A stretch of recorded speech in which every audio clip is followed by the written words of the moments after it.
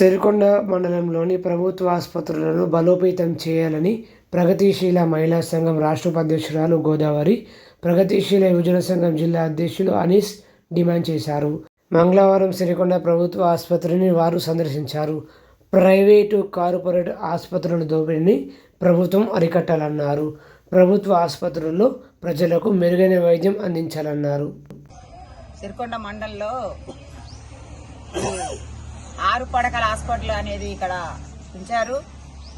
దీన్ని మేము ప్రగతిశీల మహిళా సంఘం, ప్రగతిశీల యువజన సంఘం సర్వే కార్యక్రమంలో వచ్చి దీన్ని చూసిన పరిస్థితి చూస్తే ఎక్కడ చూసినా అసలు ఒక మనుషులు నివసించే విధంగా లేనే లేదు. ఎక్కడ చూసినా చెత్త చెదారము ఇదంతా ఉంది. అందుకనే ఇంకా అదొకటే కాదు, చిన్న చిన్న సౌకర్యాలు కూడా ఇక్కడ లేవు. ఇంకా పెద్ద రోగాలు వస్తే వాళ్ళకి ఏమి ఇస్తారు అనేది మనం దీన్ని చూసి ఆలోచించాలి. అందుకనే ఈ రోజు వ్యవస్థలో ఈ గవర్నమెంట్ హాస్పిటల్ ఇది ఒకటే కాదు, ఎక్కడ చూసినా ఇదే పరిస్థితి ఉంది. బాత్రూమ్లు ఉన్నాయి, లేబర్ రూములు సరిగ్గా ఉండదు. పేషెంట్లు సీరియస్గా వచ్చినప్పుడు కూడా వాళ్ళని సీరియస్ కాకుండా నిజామాబాద్కు పంపించడము ఇదే.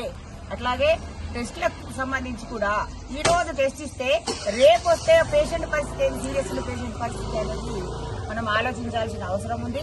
ఈ రోజు ఈ ప్రభుత్వాలు పట్టించుకోవడం లేదు.